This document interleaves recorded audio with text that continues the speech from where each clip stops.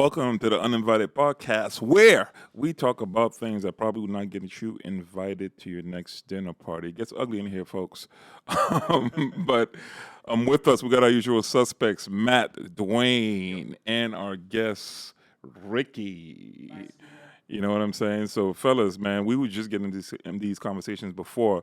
But Ricky, man, you was mentioning something with the whole George Floyd experience, man, and the impact or what have you, the moralities of the issue of what's going on. So go ahead, man, expand, bro. Well, I just don't believe that, what happened in that incident is a microcosm for what's happening with, black men and the police in general. I don't think that there's a war on, black men as far as the police are concerned. I do believe that that incident, of course, quite unfortunate, was more of a relationship that they had that obviously was not good. I feel like it was very personal, and it's been taken as, like I said, an example of what's happening with black men and police all over America, and I don't believe that's true. I mean, what's the evidence to say that's not true? Well, statistics, I think, would be one for me. I mean, I would say that that's one of the things that are sort of positive, if you could put it that way, about this is that it's forced a lot of people to look into the issue and find what the truth is, and that's what I tried to do. And so, of course, lo and behold, you find out that even in New York, there's more white men being killed by police than black men. So Where is that?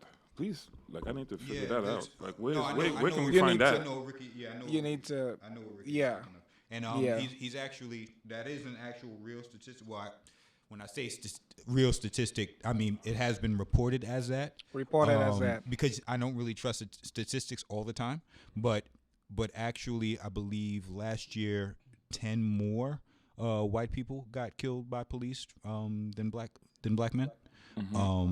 But In what manner? like shot. Like there's actual videos. Like mostly right leaning people have reported that. So your Candace Owens, of course, the Hodge twins. I've seen a video about the Hodge twins that said that was showing actual video of unarmed white men getting shot for like no particular reason. So there is some credence that has been reported. I do believe that mainstream media does play a part in a lot of the way that the prevailing culture feels and thinks and believes, not just with George Floyd, but with COVID-19, everything. They change, they affect the narrative. So to the point where otherwise rational people are like, oh my God, like the world's gonna end, depending on what the news cycle is. So I understand what you're saying, but the thing is, when you look at history, two things you have to look at. History, there has been a point where racist. I'm sorry. No, go ahead, go ahead. I was about to jump in because I'm just like I'm waiting, I'm waiting to jump in. Jump in real quick. Nah. I hear you guys. I hear you guys clearly, and I understand that things should be taken case by case basis. You know what I'm saying? On a case by case basis. But so then I would point out then talk to me about the history. Talk to me about the history of repeated events of this magnitude happening, right? Then maybe I'll believe the statistics that people kind of fake up and make up and then have us all believe. Just like media is controlled by people who have money, who has the gold makes the rules. Right. You understand? I could control what the hell I want you to think. Yeah. You know what I'm saying? So it doesn't mean that what's actually real on the streets, like what's real on the street is me and you, all four of us can step out right now, right? And it's a guarantee you will be treated differently. Doesn't matter if you're a nice guy. Guarantee. You cannot escape that. So then if you're going to say that, then you got to give me a history. You got to give me the history of not just 1 year of white people being killed. You got to give me hundreds of years and centuries of that's happening to white people. And then maybe I'll listen to what you're saying because it's like it's not even equal, man. It's like it's 400-500 years of. I think that's easy. If you're talking about hundreds of years of white people, I'm sure we remember the Moors. Okay. Right? That was hundreds of years of of black people basically chasing white people all over Europe. So that's definitely one of the things. I mean, it's said that that's why even Christopher Columbus had to go the other way because they were looking for a way to get through without, get through to the Americas, without passing through that way. So that's definitely something that we So forget that's a history of what's happening. of slavery, of black people, No, is it a history of white people getting killed? yeah. Of like in the excess amount of black people, like Well, meaning not like okay. This is are we not are modern we time stuff. I'm just saying if you're saying history, then that's the history. okay? So It's you're part of the saying history. so part of the history is you're saying that white people was killed just as much as black people. Not just as I mean, I don't have that as a statistic, but I'm saying it has gone both ways. We can't just talk about no. We can't just talk about one way if we're not gonna talk about Yeah, both I know ways. white people being killed. I'm not ignoring that. Yeah. But there is no way you can tell me white people in this country have been killed far more than black people. No way. I'm not gonna say in this country. There's I'm talking no about way. the whole, the history of Earth. I'm talking about the history of Earth. Okay, so the history of what do you mean? History of As in, from the beginning of time, we've had it go both ways. So, all right, so if you're cannot gonna go take from the one- beginning of time, then I'm gonna open the floor to this. In the beginning of time, if you're gonna say white people, like Gentiles and Jews was considered who? Who was black and who was white? When referring to in the Bible Gentiles or Jews, who was black and who was white? All right. As far as genealogy, if you're following genealogy and you own a map, if you follow genealogy and you own a map, Jews were probably people of color. And I'm not saying light color. I'm saying like looking like you, pretty much. Okay, so then there clearly was identity stolen, basically. Yeah. Okay, so then yeah. So then the Jewish was the people that was responsible for. Yeah, because it's like the color wasn't really an issue, or colorism wasn't an issue until what was it? Right, and like we're looking at what 1500s, 1400s. This colorism was an issue until then. That's when they really decided to separate people according to their skin. So if we're going back in time, I mean, if we're going back to the beginning. That clearly wasn't an issue because almost everyone looked the same. Like if you have in the Bible where certain people are being mistaken for other people, most likely their skin color looked the same. Like there's stories I believe where Paul is being mistaken for somebody. Yeah, he's being mistaken for Egyptian. So Paul had to look a certain way. He didn't look like he didn't look Roman, or that European. So obviously those guys, color wasn't really. I don't think it was that much of a factor. That's interesting because I think that when we talk about racism, there was the birth of that was because they was able to differentiate in color. What they wasn't able to differentiate is blood type, DNA, right?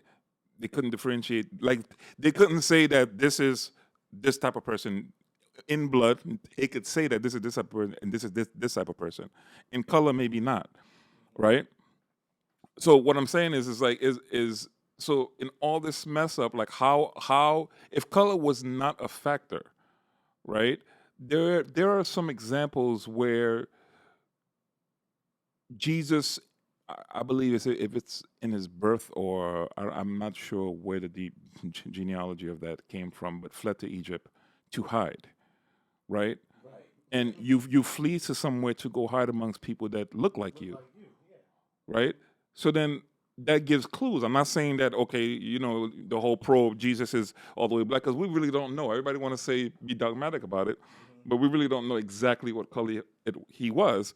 But you could get a clue that people in Egypt was looking like us, right? That is a clue. Yeah, and also genealogy as well because Egypt was one of Ham's children.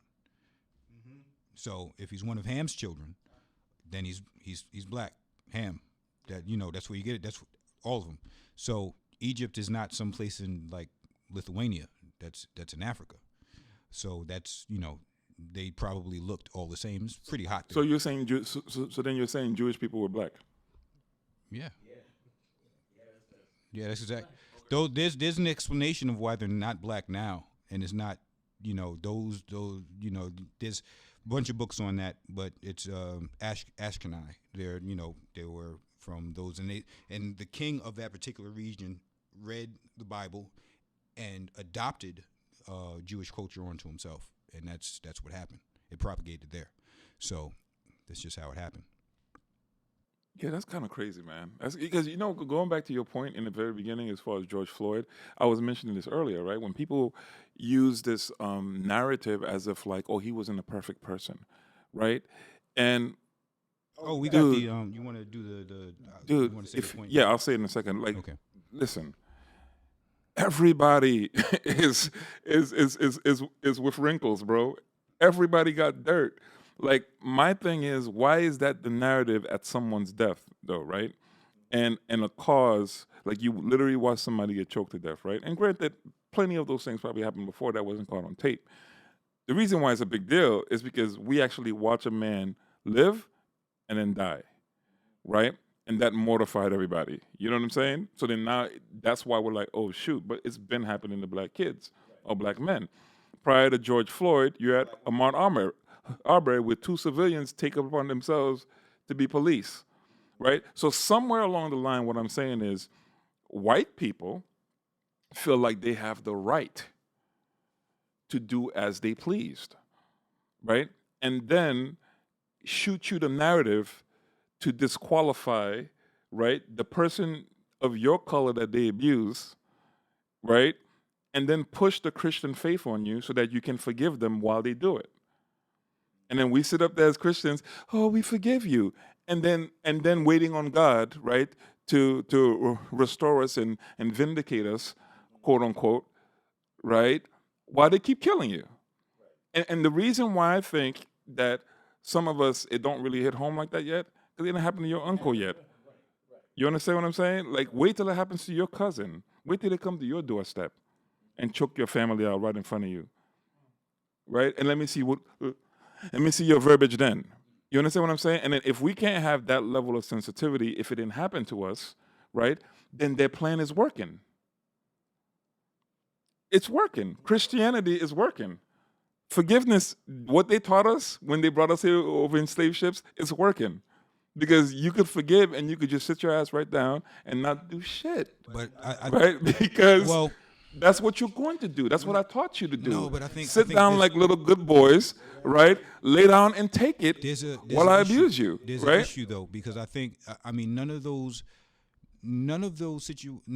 things or viewpoints are separated from the other. Like there are certain conversations that we have at certain times. So if we're going to talk about the wrongness of George Floyd being choked to death by a knee, that is absolutely wrong under all circumstances. However, if we're looking at the whole person, there's going to be a certain time where when somebody dies, they're going to look into your life. There are going to be people like that. They're going to be the Candace Owens of the world. They did it with Kobe. But I mean, the issue is a person is a whole person. So unless you're like, as far as I know, like Breonna Taylor was also murdered horribly, but she didn't really have any dirt on her. So there's really nothing that she can say or they can say. But I'm saying that what we have to understand is looking at the entire situation, George Floyd had drugs on him. They said he was high on something or whatever those things are. All of those are components of the story. I can't omit one part because it doesn't suit me. Why are they components of a story? Because that's part of it. Nothing that happened that day had anything to do with his past. Nothing. Not one thing. No. Not one I thing. could understand if he was robbing somebody and they caught him. I could understand if he was doing in the act of doing something and they caught him. Okay, that's what I'm saying. But why walking out of a store because a man in the store suspect that you stole something, you're inside your car, you get pulled outside of your car with no resistance, handcuffs get put on you, right? Then all of a sudden you get put on the floor behind a car, like on on the same side of the driver's side, Right. right, and with a knee on your neck. Yeah, I'm not Nothing in the event is saying Yeah, I'm not that his excusing- past is what made this happen. No, I'm not excusing that. I'm saying I'm not So you excusing told the no. What event. I'm saying is, so you can't bring all factors into this. No not? factors because all factors doesn't apply All to a factors, all factors to. has to apply. It doesn't apply to Well, a specific it does, event. Because the only reason he's in that place is because of his past. Everything leads to something. Oh, so he's in the place because he walked up in a store and the man suspected. That's why he's in No, there? apparently he presented a fake bill. Oh, a fake $20 bill that which a legit $20 bill. But I'm sure if no. It was. I believe the whole man has to play out because it may be that he had been there before. And so therefore he became a suspicious character to the individual who Watch the encountered interview. him. The guy said that there was no. He's never seen Watch him the before. store owner. Never seen him before. Never seen him before. Watch that He interview. wasn't acting suspiciously at all. He'd not, Every he- black man acts for dude. I walk inside a store and they think I'm suspicious, bro. I'm dreadlock in 6'2". Understood. And I'm saying there must be a reason for that. It may not be you, but there may be somebody who looks like you who's done some stuff. Oh, And so okay. The entire, so then that's cool. So then the entire the next time I see story- somebody that look like you as a cop, I'm gonna pull up on you and decide that you're the you're the right guy. You fit the description because all you black niggas look alike. No, it's not. And then choke you to death. But you. And, what you're saying? and you got to pass. No. Nah, Ricky, come No, on, I man. think Come you're. on, man. I think you're not You can't. What I'm saying prefaced is, it. what I'm I saying said- is, I hear you, but you can't. Right. You can't say this is the whole man on an individual. But you just stated that this is an individual basis. We're doing it case by case. So you can't bring the whole man's life but I'm saying- on a no. case by case matter. No, that's not. Because here's the thing. I'm saying I just said you have to separate it, but I'm saying once that person passes, and after you bring all things under the under the microscope, you can say yes, this is wrong. You can also say yes, this is also wrong. This has nothing to do with that. But I'm saying at this point you're going to bring that. That was the same thing with the Kobe Bryant incident. Because they're saying, he was a great basketball player, and this comes into hero worship because that's what we spoke about before. Yes, dope player. But yes, there was also this. So you have to say. So you have let to me say ask them you both. guys a question.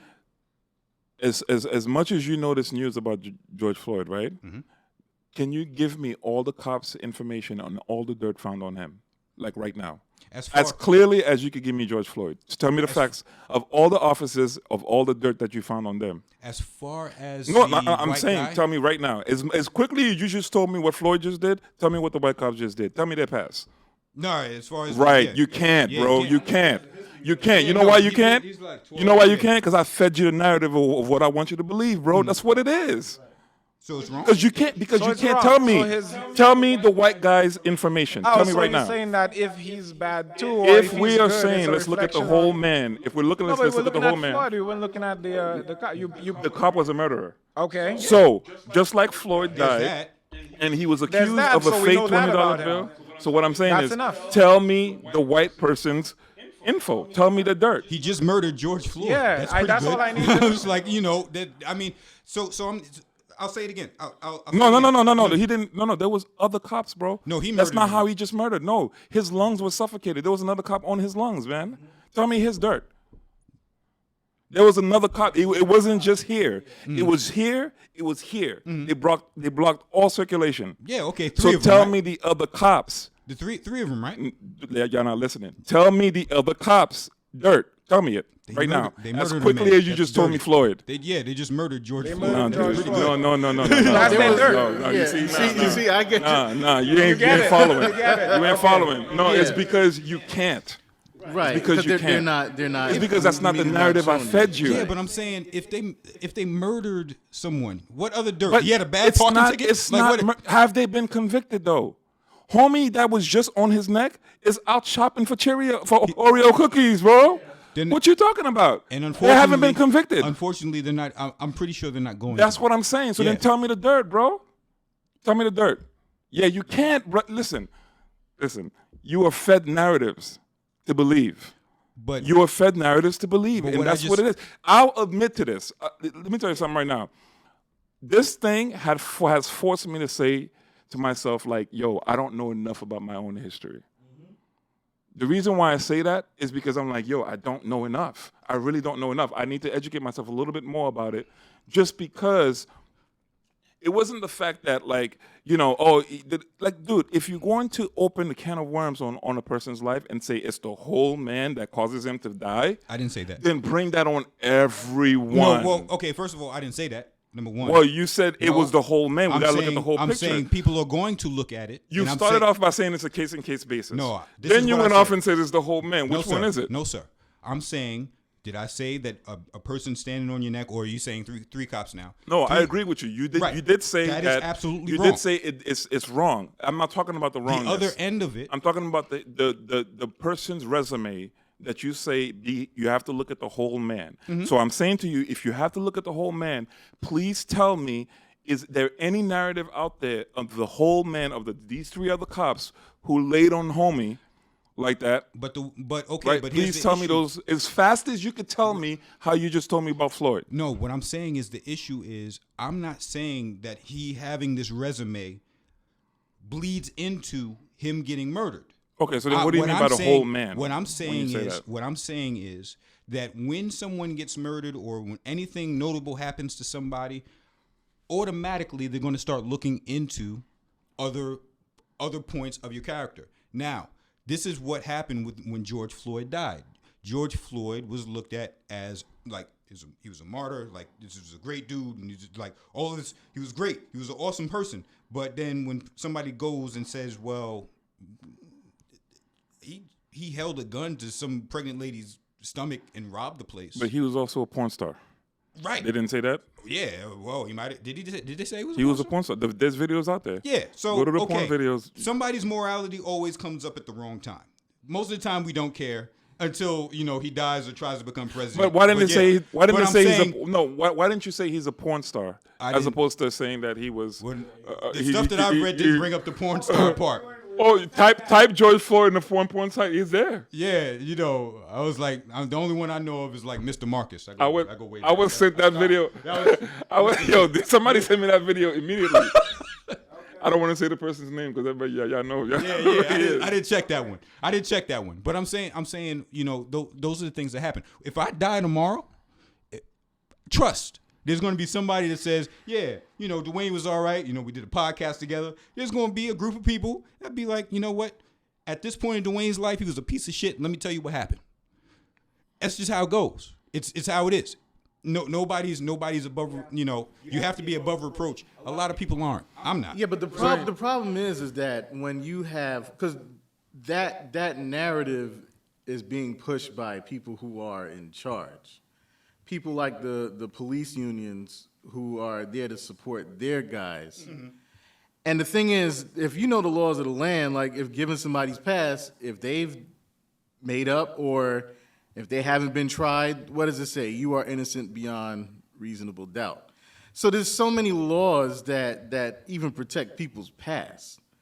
But however, you have, when cases like this come up, you have police unions, again, protecting their workers, and they push that narrative. George Floyd has a pass.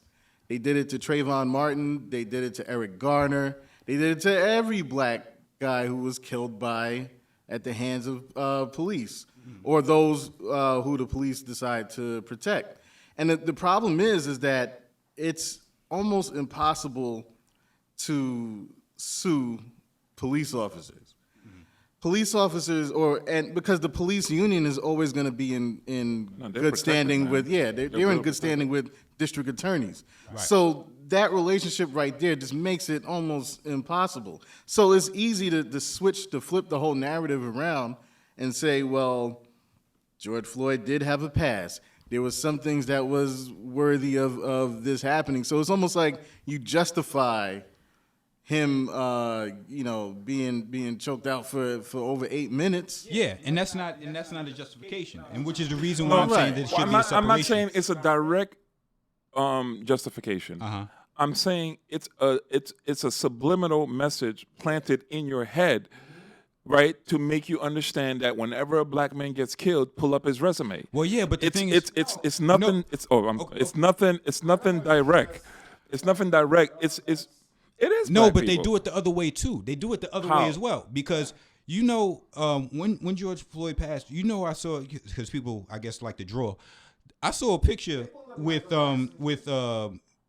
Malcolm X and like Martin Luther King and George Floyd all together, kind of like that's the same type of picture like when they had like like they're in heaven and something like that. Yeah, I'm like, stuff like that. Yeah. I'm like, we all know about Detroit Red when it came to Malcolm X, and so I'm not saying that people don't have a past, but I'm saying there's a bit of hero worship that happens when these things happen. That's just as bad as trying to condemn the person for his past, to try to hype him up as if he was beyond reproach. Well, that comes with death, though. With death, people never recognize you for who you are when you're alive. It's always when you die. Right. That's when they recognize you. But see, I can't get into that that type right. of But what argument I'm saying- but with that's- how a person personally feels. Like I told you before, I had an instant a situation with a pastor that passed away, right? Who was just horrible, man. Like the dude is just whack, right? So, but everybody else that's their hero, right? Should I think that or impose my opinion on their belief that he might have been a hero to them? But it's not an opinion. So I can't get into that. No, but it is, because it's my experience, I should say. Well, no, it's not right? even your experience. I'm saying I saw what happened to George Floyd here. I have actual truthful reports of as far as what I read, of what George Floyd has done in his past. I'm not saying that because this happened in his past, that him dying or him being murdered has something to do with this. I'm saying that if I'm looking at George Floyd and I'm taking all of these things into account, a mural with Martin Luther King and Malcolm X, I would not put him in. I'm saying that yes, it was wrong that he was murdered, and those cops should be put under the jail for that. But I'm also saying I want to look at George Floyd for who George Floyd was, rather than who I think he should be looked at because of this. So I'm not going to put him on a pedestal. I'm also not going to drag him down. I'm just going to say this is exactly who he is, and let's look at it that way, rather than to say, oh, yeah, George Floyd was a hero. It's like, no, I don't think that's the yeah, perspective. because I think honestly, I don't think that's the I think perspective. that's not the perspective. And I think in the black community, they'll say, we know George Floyd is not a hero. Well, The majority, but there's a lot of people that understand George Floyd is not a hero, but rather it has become, sadly, a symbol of, well, enough is enough. We can't. It's the straw that broke the camel's back. I wish something else would break the camel's back. Yeah, but at some The point, bigger enough issue is enough. is what needs to break the camel's back. Why aren't we talking about what black people do to black people? Why isn't that a big deal? Man, if we're gonna do that, then we're gonna say Then we what gotta white talk people about what do white people do to white what people. Asian do to Asian people. I understand, and but Caribbeans the do to issue Caribbean here is we're people. talking about It- black it lives. never ends, no, but bro. it's a Black Lives Matter thing. I got you. So I'm like, let's look at it from all corners, because, I mean, I don't know where the statistic starts with you guys, but apparently if you're walking through your neighborhood that's mostly black, you wouldn't really, you know what I mean? It's mostly the other black people that you're looking out for. When I walk in at midnight, when I'm about to walk out at midnight and it's mostly black over there, I'm looking out for black people. I'm not looking out for white people. I get that argument, but here's the issue with that. We're all married, right? Yes? Yes. Okay. Here's the thing. Yeah, absolutely. Here's the issue. You ever been having a argument with your wife, and she's coming up to you with her grievances? He's like, okay, listen, this is what you did, and this is why I didn't like it. But then you come back with a whataboutism. Well, what about what you did here? And I didn't say anything, so why are you bringing this to me? It's kind of like the same type of argument, which we have to get away from. We have to deal with, at this particular point, we're dealing with the death of George Floyd and police brutality. Okay. I am not saying, and totally, I am not saying that that violence against ourselves, violence against our women, the abandonment of our children are not very important aspects. These are things that we have to deal with. But because we're talking about this particular thing right now, let's talk about this particular thing. Once the news cycle figures out, we have to come back to those other things. But we never do. We never do. So that's the only thing I have about it. I totally get it. Everything has its time, and we need to deal with every issue. And this is an issue. Right. It's not an issue. I don't think anybody could argue, oh my gosh, the police are doing everything they should be doing right. Yeah, we have That's to get- not yeah, we have to even. get back I to that. think everybody agreed to that. But at the same time, I'm like, when all the dust settles and all the media stops doing this, they'll be doing something else later. Can we really get at the issue? If Black lives really matter to a person, any person, they should be looking at what's happening in their life on a day-to-day basis, especially if they live in their own community, quote unquote. You know what I mean? If you move into a white neighborhood, right, there's a certain thing that happens there, right, if you're a Black person, right? But if you live in a Black community, there's also something that happens there. Okay, and the fact that most violent crimes that happen on Black people are done by other Black people is a big issue. Well, statistics. Again, Yeah, but you that's gotta all look I at- have. but it That's all happens I have in- is statistics. No, no, But it I'm happens saying, in white neighborhoods too. Yeah, if you're- I get it. But the thing is, the perspective, it looks different. You know I what know. I'm saying? If it's more ridiculous to me because but it's the perspective of and Space was hitting on that. It's the way the media flips the stories around. Why is it that when we look at the disparities in different crimes, a white kid smokes weed or a white kid has weed on him, it's like what? Okay, first time offender, all right, we treat you a certain way. That Black ain't kid happening for has, black kid. They need yeah, it's time not off. happening You're not for getting a the black same kid. grace for a black kid. understood. Right. Absolutely You're not not. getting that same. But he should know that. A Black kid should know that. No, he shouldn't. No, Because he the should- reason but- why I so say he why shouldn't. shouldn't he know The that? reason why I say he shouldn't because to get back to your point. Okay. Your point was Okay. why is it happening to us? Why is it Right. like Why are we doing it to ourselves? We're not taking care of us. Right. Right. So then when you have a young black kid, right, then that responsibility falls on the elders, right, to let be them able know. to train these black kids and let them know that the rules on the game, the rules of this game ain't for you. Exactly. Like you're gonna get killed doing this. Exactly. Versus like a white boy is gonna Right. get Right. a slap on the wrist. I You know what I'm agree. saying? That's on us for us to do. But what I'm saying is, I get the accountability of black people that we gotta have to each other. Yeah. You're right when you say, when I walk out, I gotta worry about my own brothers hurting me. You know what I'm saying? Yeah. That is a known thing that exists. Right. However, when it comes down to the other race, white people, right? All those factors go out the window. Let me give you a perfect example. I can fight with you all I want. I can be like bickering at you all I want. I can say, I don't ever want to see you again all I want, right? And we're family. Let somebody in here come and try to invade us. Yo, we are all of a sudden on the same page again. Right? We fighting. All right. We fighting everyone. right. Right? All right. So that's what I'm saying. The accountability matters happens internally. That happens with us. We're responsible for that. Each of us, all of us in here. Any black little man that you've encountered, you have a responsibility to try to at least give a little bit of wisdom to homie. You know what I'm saying? So that he knows. That's our responsibility. We take care of that internally. What I'm saying is, what been our biggest mess up is we take our internal issues and expose it to white culture for them to exploit. So then when they kill us, they have reason to kill us because we always showing like our hand. You know what I'm saying? Like we fight and we're letting them know like we're fighting. Okay. You know what I'm saying? Like it can't be like that. Like we'll take care of us. We don't need white people to come take care of us. Right. We got it. That's one of the things I'm learning, especially with looking at white America. Man, they know how to hide stuff. Of course. If they can hide history from us, imagine all the statistics that they're hiding. So we look at black on black crime, and then that narrative has been fed down since, the beginning of time. So then we believe that, and then now you have everyone who comes into this country that believes that black on black crime. Then you have police who deal with it as this is a black on black crime issue. We understand our community because we're in there. We know our culture. The thing is, it's hard to speak on white crime because we're not white. We don't understand that culture, and it's something that is hidden from us. Well, not all the way, because there's some crazy crimes that happen, but we don't, There's no news coverage. Right. I mean, look at all the mass murders. Yeah. Yeah. But Gotcha. like we don't Gotcha. really speak on it. Mass. Let's take out all of them. Right. They Gotcha. take everyone out. Yeah. Movie theaters, Yeah. clubs. I Yeah, mean, that's not a black guy didn't do that. No, and they get treated to Burger King, after right? that. Gotcha. Yeah, Gotcha. the guy You that shot know. up the church, Dylan Roof, gave him Burger King.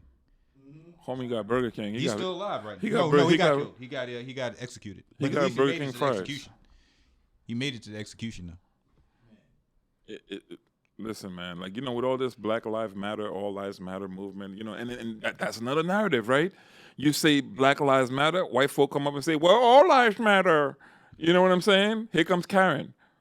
You know what I'm saying? You Yeah. can't get, Black you can't Lives get- Matter. There's a lot of You know what I'm saying? There's a lot of fat. There's a lot of fat attached to Black Lives Matter though. What you mean? Have you ever checked their the statement of, I guess, or about them? About them? Well, Black What- Lives Matter on their Go ahead. website, because I read it. It was one of those things. They're against heteronormative like lifestyle or prominence or whatever, things of that nature, and they're for like LGBT Q stuff, and they're against the quote unquote, as right wingers would call it, like the nuclear family. So I've seen a lot of articles saying you can be all right with the idea of Black Lives Matter, but if you actually start to look at the organization themselves, I probably wouldn't. I wouldn't personally support them. like, what do you mean though? Like, where is there somebody else involved or like? No, I'm saying Black explain Lives more. Matter. No, it's not like Black Lives Matter Did is white, being did, coacted. did white people create white Baptists? Is that what you're saying? No, Or, like, it was. I think it was a black woman and a gay black male. I think it was a what? I think it was a black woman and I think either a gay black male or another black woman. What is gay or not? What does it have to do Well, with Black the Lives issue Matter? is Black Lives Matter as an organization. I'm not talking about as a hashtag, because anybody can put their idea on what that hashtag means to them. I'm saying Black Lives Matter as far as the organization is saying that they're against what they would call heteronormative policies. So having a nuclear family. So the type of family that most of us have. So it's like and they're against that, and they're seeking to have that changed. So it's not it's against my interests to support something like that. Totally. I am because of the gender. Because of the agenda, not the gender. The Oh, agenda. the not agenda. because Okay. of the agenda. So when I'm saying that there's a lot of fat attached, they'll say Black Lives Matter, and then they'll bring you into it as far as, yes, Black lives do matter because we want cops to not kill black people, and we're going to march in order to change that. But those who would support it, I guess monetarily, they do have a very pointed agenda in what they're doing. So it's not just that, it's other So stuff. what is some of their agendas? I mean, I heard you say it, but I don't know. Like, what are some of their Well, agendas? What are they trying to do? Like, what's the end goal? Well, I mean, they have the end goal on the about page. I didn't. I got you. No, go ahead, guys. Keep talking, man. Yeah, So if you pull it up, I think I can pull it up. But give me a second. I can pull it up. And Yeah, we no also got problem. to talk about that other thing too. Right. No, but like, See, okay, I'll okay. Yeah. My whole thing with the Black Lives Matter is that at some point, I don't know how much you can sustain, as far as Black Lives Matter, that movement. But the thing is, like, it puts some of us, and especially those of us who are Christian, it puts us in a sort of a bind, because here you have this movement, so you're saying with the Christians, it puts us in a bind. right? Okay, go ahead. Because with Black Lives Matter, look at what they've accomplished in a matter of like 2 weeks. You're tearing down Confederate flags, and then you're tearing down statues, all symbols of racism. Now, where's the church and all of that? I'm about to say, how does the church get in the Okay, bind? Right, see, no, this go is- ahead. Go ahead. Okay, if I'm gonna be real funky about it, right? Go ahead, brother. 1619, 2019. You mean to tell me the church had 3 to 4 centuries to get in front of this racism issue, and they haven't done it? The black church has done some things. The Quakers, yeah. But from 1619 to you sure you wanna open this up? 2019, we open it up. We're gonna be. All right, brother. I'm All about right, to be listen, all right. uninvited. You know what I'm saying? I just have to say, yeah, are you sure you want to open this Oh up? yeah, Okay, all right, let's I'm go. ready. Let's go. I'm All right. charged. The church had 3 to 4 centuries, not decades. They had 3 to 4 centuries to get in front of this thing, and they didn't. And they have the nerve to criticize Black Lives Matter. And this is what I'm saying. You can't come late to a cookout and asking for chips and hot dogs. We're past that time. Thank you, Matt. Thank We're you. past that time. Yo, let me tell you something right now. The white evangelical church can't say nothing because they're in bed with the politicians. Right. That's really what it is. And here's they the can't open their mouths. They're funded, bro. Like they can't. Right. They can't say a Because word. the sad part is this. Okay, the church. Okay, that evangelical church or that right wing church, ugliness I call it. They will not approach these issues, and they set up this thing called social justice versus justice. So the church doesn't want to talk about social justice. There's a part of the church that doesn't want to deal with it. Why? Because they feel it's a left liberal agenda. So like Dwayne was explaining, Black Lives Matter because they know the bullets. They know the vision of Black Lives Matter.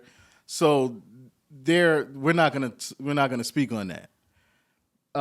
Anything that attacks their agenda or their politics, they're gonna it's a threat to them. So when they see people protesting or they see the riots, this is when they speak up because it's making them uncomfortable. They don't want to, we got to keep everything status quo because we don't want to rock the boat. So like it's sad that they don't want to deal with social justice, and they consider it, this is something that has nothing to do with God. We're spiritual and we're going to deal with justice. This is God's justice, as if black people aren't in that. And man, you got to see, like I've been online like reading some people's commentaries, guys. It's out there. Everybody's out now. Everybody, it's open season now. They believe in some stuff. Like I've heard people justify slavery. People saying slavery is like a blessing to black people because they came to this country and was able to get the gospel. Wow. They were able. You see, this is the thing. Dude. And they believe it. I'm in question of everything, bro. I'm in question of all this gospel that they're talking about. That they came here and gave you this gospel, and then all of the sudden now you believe all this stuff that was fabricated. And granted, listen, I'm not saying this from the perspective of my own personal experience with Christ and being saved and all that stuff. I'm not. Whatever, dude. But I'm gonna question a whole lot of things, right? Because white evangelicals came in, right? You don't know how to read, so how do you know what I'm telling you? No, I'm serious. Like I'm gonna preach to you Jesus Christ because I know I'm fitting to kill you and I need you to forgive me, right? Because why do I need you to forgive me? Because I know the truth. I know that if you really decided to revolt and really think clearly, right? Then you can wipe me out. See, the problem that I feel that, like, you can't dominate something that you don't feel is superior to you. The reason why when you make an effort to dominate something is because you feel like it's a threat and you feel like it's superior to you. So you need to dominate it. You don't have, the domination doesn't exist if something that you don't feel that is no threat to you or nothing to you, right? Huh? So what? They're doing something worse into making you think that sort of racism doesn't exist anymore. Right. So, like, I'm getting to all of that. You know what I'm saying? But what I'm saying to you, Matt, is just like, yes, the church is late, right? But what I'm saying for us as a black church, though, right? We're late too. Yeah. We can't just say, like, yeah I know the white Yeah. evangelicals are late, but we've been late to the party. Right. Why have we been late to the party, Matt? It's because we've been conditioned too, bro. We've been conditioned, man. We've been conditioned to just, guys, the Holy Spirit is going to take care of everything, right? And we're just going to sit there and we're going to wait for God to come through the clouds. We forgetting that Moses was a murderer, bro. We forgetting the first act of jealousy happened in the garden if we believe what the Bible says it happened with Cain and Abel. We believe that every single thing with that had to do with a nation getting peace was through war, was through bloodshed, right? So then my method is, let me just tell you, if I'm a white person, if I know in my heart of hearts that I really can't defeat you, then I have to create systems. I have to go the other way because I know on sheer combat I can't defeat you. Right. Legally, I can. But legally, but Yeah, that's what I'm legally, saying. right, If I right. make laws, if I create systems, I can defeat you. Of course, I have to outsmart you. That's how I do it. You know what I'm saying? If everything you touch is gold, think about this, guys. Now, really think about this. Everything stems from jealousy, my friend. If you want to go back to the Garden of Eden, what was happening? Cain was jealous. That's what really made that the whole murder happen because his offering was less in his eyes. God didn't accept his offering, right? God accepted Abel's offering. Jealousy is at the foot of white people, bro. That's why. Why? Because you have bigger penises. Why? Because everything you touch, for some reason, you're better at it than I am. Why? Because as I'm beating you in the fields, you're getting stronger. There's no way as a fat slave master I could beat these diesel dudes. So guess what? With the Europeans, I got to come over here with guns. That's the only way I can defeat these guys. I could shoot them. But I can't do it if it's sheer combat, right? I can't because if I'm a laborer, I'm getting stronger. You're getting weaker if you're sitting your fat ass on that porch or on that horse. I'm getting stronger. You're getting weaker. If we fight one-on-one, I'm most likely going to win, right? On sheer stamina. You could have skill, but on sheer stamina, I'm going to win because I have more stamina than you do. You understand? So jealousy is at the foot of white folk. Yeah, in fear. The fact that if they realize who the hell they really are, we're fitting to suffer for another 400 years. And our kids, and that's their biggest fear. Right. Funny thing is, we're not like that, right? It's crazy. The craziest part is we're not like that. No, not at all. That's what's really crazy about it. But they're so scared because they know. You just mentioned before, Ricky, name me who's the best sports athletes of all time. Black. Yeah. And if we want to go back, name me top astronomers, black from Egypt. Top scientists, black from Egypt. Right? They stole classical music and they made you think that it's European. Do your research. Go look at Beethoven. Black.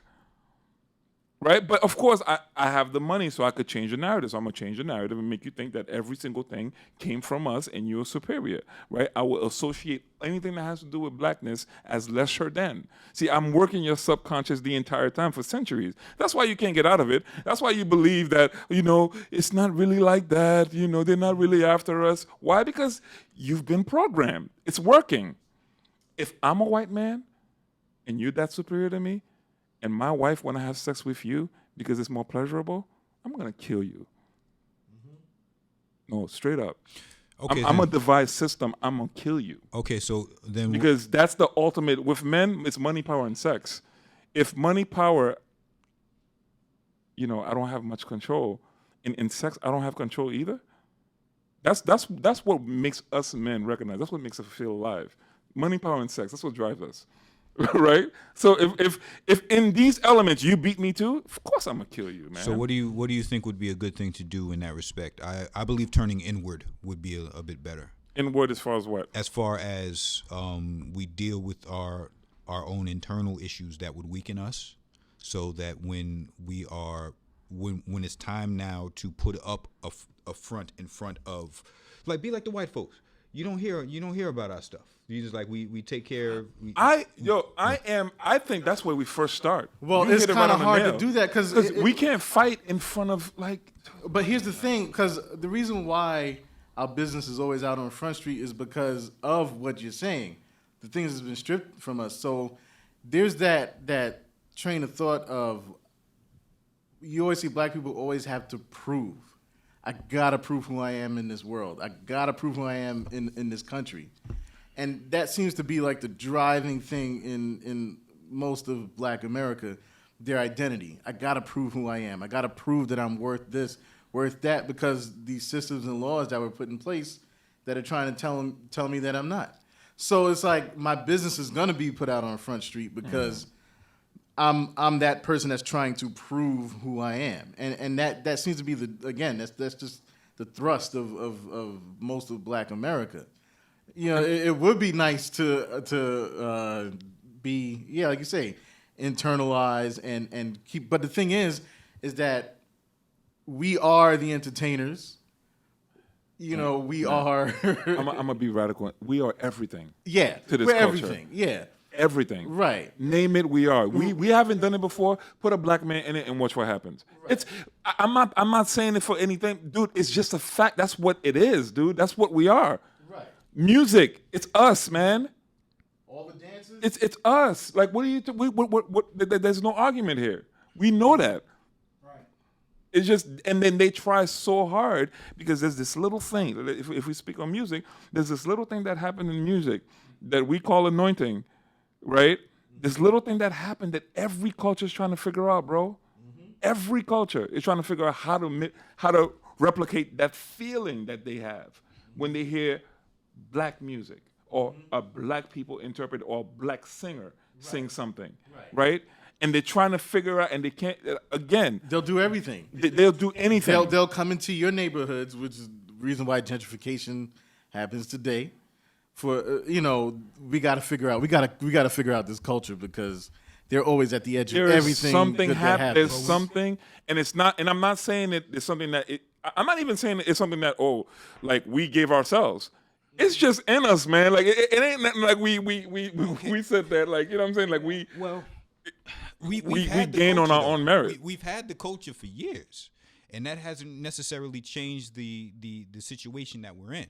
So I'm saying we have the culture, we have all of those things. When I say turn inward, I'm saying there are many, I guess, well, you can call it moral. There are many moral inconsistencies when it comes to us. So okay, with other people groups, like you have that one Chinese guy that's been in your neighborhood for 22 years, that has a Chinese restaurant, that's been able to pass that on to his children. He's been with his wife for like 100 years and all this other stuff. Right. Mm-hmm. You have that Albanian bakery that has been there in your neighborhood for 22 years, and he had it. He gave it to his children. They gave it to his children. So he has legacy. It's legacy building. You have, I don't know, not your uncle, but I'll just say uncle. You have your uncle now. He has a family here. He has a family there. He has a family there. He doesn't have two pennies to rub together because all of his resources are going toward either child support or something like that. Or, God forbid, he's in prison. God forbid. So, legacy building, those types of things that made your Greenwoods great, that made, Tulsa, Oklahoma great. Well, I was about to touch on Tulsa, Oklahoma. There was a point. There's a whole lot of that. There was a point where we had that. We had our system. The dollar circulated in Tulsa, Oklahoma 13 times before it left. Right. We are consumers now. It doesn't circulate once because even if you want to go to the store where you live, that store is owned by somebody else who's going to take that big bag of money and go someplace else. Okay, perfect. So if you're saying that internally, right, one way I see it happening is, well, then stop buying. Stop buying and start creating. We was once the creators. We was once the people creating inventions, creating all that stuff. Then my case is, if it's as easy as us working internally, then let's just stop buying altogether, right? What I'm saying that I agree with you wholeheartedly as far as like internally doing the internal work. Another part of it I'm saying is like we have to acknowledge that we got beat at this game. Psychologically, we got beat. Mm-hmm. Oh yeah. We got beat. We're comfortable. We're comfortable because why? Because if I ask you to stop, you can't stop just right now. You can't because you didn't make the microphone that you're talking to on. Right. You didn't make these audio equipments that you're doing. None of these things you made. So you can't really just stop, right? So to give credit to white people, they figured it out. They figured out the game. They figured out how to because do this. Because of the system that they created. They make laws to accommodate their system. Right. Right. So that's what I'm saying. Like, if you're gonna say, "Let me change something," you gotta first recognize that, I've been beat. So now let me figure out I've been beat not in terms of in spirit or anything like that. I've been beat psychologically. I was outsmarted. Okay, but let me ask though: were there more laws like that in place during right now, or were there more laws in place when Tulsa was around? It was still there. No, I know, but there were like as far as Jim Crow laws and things of that nature, that was more so in state. I'm not saying that they don't have certain ones now, but it was a lot harder to bring that up when you had your Rosewoods and your Tulsas and we didn't even have integration then, so there were no Targets or no anything. We had our own stores. So what I'm saying is not so much we still had problems with merchandise. Although we had our own store, we still had problem with distribution. No, absolutely, and we would still because that in itself was hard to get product. Yeah, into and then you also got to remember during saying? that time too. Like you're looking at Tulsa, that was 1920s. Yeah. But let's backtrack a little bit before that. How people moved into these areas, you're dealing with post Civil War, so you're looking at a Reconstruction era where slavery ended. And now you have black people in the South who just have no work. There's nothing there for them where they are. So now they have to move up north and move out west into these different bigger cities, inner cities, because they can't find work. So if it was harder for white people after Civil War, after the Confederacy lost, imagine how harder it was after slaves got free. So you're dealing with that dynamic. So Tulsa is, I don't want to say of course you have Rosewood, Tulsa, but those seem to be sort of isolated incidences. It doesn't speak to there were others as well, but it doesn't speak to a vast majority of black people who were struggling in the South as well. Well, no, the thing was they were coming from slavery. There were certain trades in slavery that people knew. There was one person that knew how to shoe horses. There was another person that knew how to cook. Somebody knew how to farm. You get enough of those people together, and you decide to all chip in together. You've got yourself a community, right? But that didn't always happen in the South. Well, I mean. It wasn't always. We're talking about the Reconstruction era. Yeah. So you did have black towns. There were people doing those things. So I'm saying my whole thing is not so much because there is a lack of trades because we're consumers now.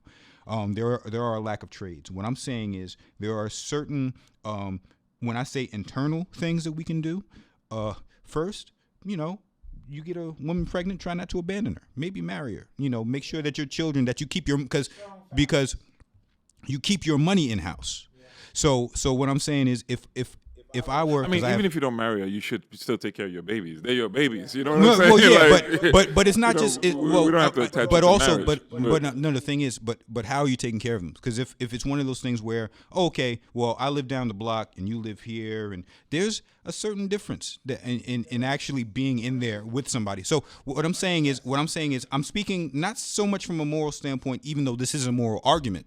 I'm speaking from just a financial and wealth standpoint. I agree. Listen, man, I'm all for that. All right, for example, right? Like a lot of men, especially men in this room, have enough brains, right, to say, I'm just speaking of just men purely in this room. There's enough brains in here to create some type of technology company, right? To be able to start creating a way for young brothers, right, to don't look at performing and dancing in front of people as the only profession. You understand what I'm saying? Look to creating something that you can actually live off and your whole family can live off for years to come, right? We're not taught that. The reason why I say that we have to acknowledge this thing that in defeat, if I play you on basketball, you beat me fair and square, right? One of the first thing of ignorance of saying that I'm going to keep getting beat, right, is to keep talking trash, right? When you clearly beat me bad. You understand what I'm saying? The thing for me to do it in playing sports is you know what? I got my ass whooped today. I lost. You know what I'm saying? Then I go watch game tape, right? Like the thing that like I really feel like, yo, cats gotta recognize like you've been outsmarted for hundreds of years, yo, and outsmarted in a sense where it's like you're so comfortable that if I really ask you to change something right now, you can't do it.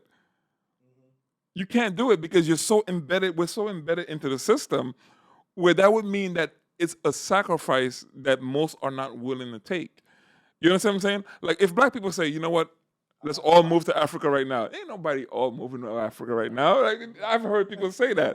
But we're too comfortable to move to Africa right now. What are we talking about? I don't think we're You know what I'm defeated. I saying? don't think we're necessarily defeated though, because they're going to be. No, I'm not saying defeated in terms of like okay, done. No, I know, We, but what I'm- we didn't lose the war, right. but we lost the battle on some fronts. Yeah. No, I'm saying. We lost I'm a few saying, battles, you know what I'm saying? There's It's going to be just- certain. There are going to be certain people that actually go out and do it. They're going to be people that once they see other people doing it, they'll be like, oh well, maybe I can do it too. But I'm saying we have to one change the thinking of some, and then that's where the riots come in, because we got to talk about that. We have to change the thinking of some, and we have to kind of try to steer people away from doing something that doesn't benefit them. So, George Floyd, since we were talking about George the Floyd, riots there and stuff. were riots. They weren't wearing any afterward. masks or anything. Yeah, there were protesters. They like to split it up. There were protesters, and then there were rioters, and then there were looters. I don't know, but whatever. However, in any case, Minnesota is totally destroyed at this point. It's destroyed to the point where you don't even really hear it on the news anymore. How many times has anybody heard Minnesota on the news in the past couple days, in the past week? You haven't heard it at all, because that's no longer part of the news cycle. But if you look at the aftermath of what's happened in Minnesota, they have absolutely nothing there. No stores, AutoZones, Targets, Walmarts. As a matter of fact, in Chicago, I believe Mayor Lightfoot, she's begging Walmart not to leave. Here's the problem. Everybody was like, we want to break this stuff down. We got to break this stuff down because we're mad and we're tired of what people are doing to us. Here's the problem. You don't make anything. How many people you know that are pharmacists? How many people you know are like BJ's or Costco's or Walmart, where you can go in and get your food? Now, you can't get your food anywhere. Not in your neighborhood. You have to go someplace else. And you better hope that they don't have some sort of a barrier keeping you from, because there were certain people putting up barriers like, listen, you can't come here unless you live here. So here's the thing. The problem is, and I think Elon Musk said it, but I can't directly quote him. He said, if you don't make nothing, you're not going to have anything.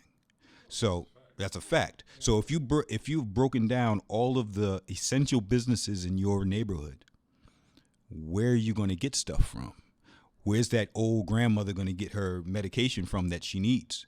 I did see this in a report, to where old people that could barely walk have to now get on a bus and go to another town in order to get their stuff. It's hard for old people. So these are things we're not like thinking. Like, I've seen countless videos of people saying, oh yeah, we did this because there was this one lady, because we're not playing, it's like playing Monopoly. Like, we go around the board and then it's like, I'm playing Monopoly with you, but yet I can't collect $200. Some argument she came up with. And I'm saying, she's standing in front of a boarded store. I'm like, well, how are you getting the stuff that you need? If we're going to, if it was one of those things where I have the infrastructure to be able to replace Target, and I don't want Target in my area anymore, so yeah, all right, I'm gonna stop going to Target, or even burn down Target. But you don't have the infrastructure to be able to replace what Target did. Target could be let's just say Target is a racist organization. Target is so racist, yes, and Target can be so racist that when you walk inside the door, instead of hearing the ding, you hear niggas. It could be that. It could be at that level. But unless Actually, you have, it'd be funny though. Sorry. I mean, yeah, it's offensive, really offensive. But it's really if I walked offensive. in and said niggers, But where else could you get lunch meat for $6.95? And you need that lunch meat because you don't have a cow in the back of your house. So I'm saying I get the anger. That's like me burning down my house because my toaster doesn't work. Now I don't have a house. Yeah, but first of all, like, okay, Because it wasn't. I think. Okay, are we assuming that black people were doing that? No. Okay. There were white folks that's as well. why. Okay, we but gotta. I did see. But after the white person went in there, I did see a bunch of black people. Of course. Yeah, But that is And how our system works. and nobody stopped. And there was and that was like the Wendy's in Atlanta. Right, There was right. a white person that started the They fire. started, and then we run up in But there. but here's the problem. I know Becky don't live there. Meanwhile, you're stopping me from getting my 5 for 5. I need to hit Becky in the head with a brick, make sure she doesn't burn down my Wendy's, and send home. Nobody did that either. But if you hurt Becky, they coming for you because that's how Tulsa burned But down. Becky got power though. Right. You go try to attack Becky, and the whole police force is on you, bro. You know that. Yeah. White folk, black That's man. how Tulsa. One of your biggest threats is white girls. Burned down. Well, yeah, of course. I mean, and of course, probably some black guys in the in the crowd were like, "No, don't touch it. Nah, You can't that's touch white chocolate You right can't there. touch Don't Becky touch or it." Karen. But I'm saying, listen, these are if these are our neighborhoods, and we know that once the news cycle stops, people are gonna forget about it. Remember what happened with do they have Am I water the and only one Flint? drinking, guys? Look at you guys. Nah. Like I don't know my third. I'm on my third joint. Let me ask you Oh a my question. goodness. Do they have clean water in Flint, Michigan yet? Okay, I'm glad you said that. Right? Check it. You're saying our community, right? Mm-hmm. We don't own any of it. Of the cribs. What are you talking about? You don't own it. We don't own You the don't house. own it. It's not our community. It's the No, Jewish I know. community. It's the place where you live, but you don't have a replacement.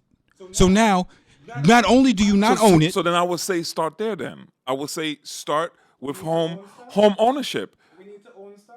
Yeah. Because if you're gonna say this is my community and you're paying rent, it ain't your community. You're renting a community. no, you're renting a community that has a grocery store that's no longer there, and you do not have the means to. You don't even have the means to own your home. You don't have the means to replace Target.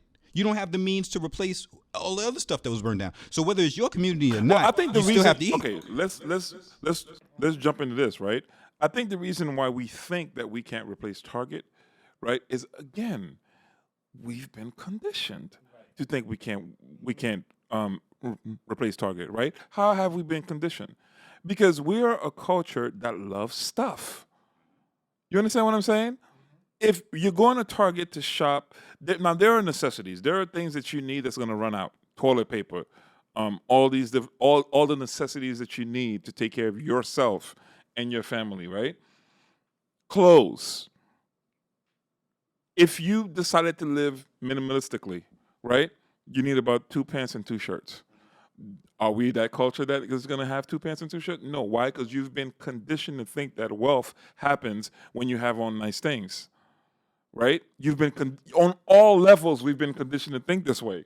This is why we don't think we could replace Target, because we think that our value is because we have a lot of stuff and we look a certain way. You understand what I'm saying? So then we don't think that, nah, son, your value is how much you own, how much infrastructure do you have, how strong is that? Like, it's not on how much stuff. I could burn your clothes. You understand what I'm saying? It means nothing, right?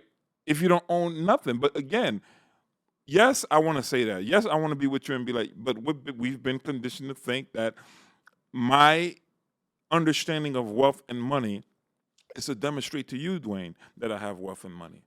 That's as far as this goes as a black person. Right? I need to show you. And again, the fact that I can tell you I need to show you, it says that I have no control over my own emotions or anything. Because I feel like for me to feel that I've come to a place that I need to show you that I've come to that place. And it's normally your other black brother that you want to show that to. You understand what I'm saying? So unless that starts to diminish, we could talk about this all we want, right? But I'm still gonna think that when I look at Matt, I gotta show Matt, man. I gotta show Matt. I'm up there. You understand what I'm saying? And then so then the action part of that is I'm going to go out. I'm going to go buy more than I can. I'm going to go spend a lot more. I'm going to go do all this because I need to show you. Well, I wasn't talking about. You understand what I'm saying? About essential stuff, not frivolous stuff. Like George, I wasn't talking about that. But that's where we spend the most guap, though. Well, yeah, but that's what I'm saying. But okay, so even if we spend the most guap there, if we know that, then why? if why would we do that then? Because if we we're can't, conditioned. No, it's I'm one saying- thing to know. It's one thing to tell me to stop smoking, and tell me all the whys to stop smoking. But dude, I already created the habit. I mean, in order for that to fly, in order for that to be an argument that we can go with, somebody during the riot would have to say, "Don't burn down that Dr. Where do people? Don't burn that sneaker store down. New Jordans are coming out in 2 days." Like, yeah. Now, let me say this. Don't get me wrong. I'm not saying, yo, you shouldn't look good, because truth be told, like, we all know, like, when you look good, you feel good. Yeah, that's not what I'm saying at all. All I'm saying is, like, we've been conditioned to pull down each other in a way that, like, me looking good has nothing to do with it. It should only be about me looking good for me.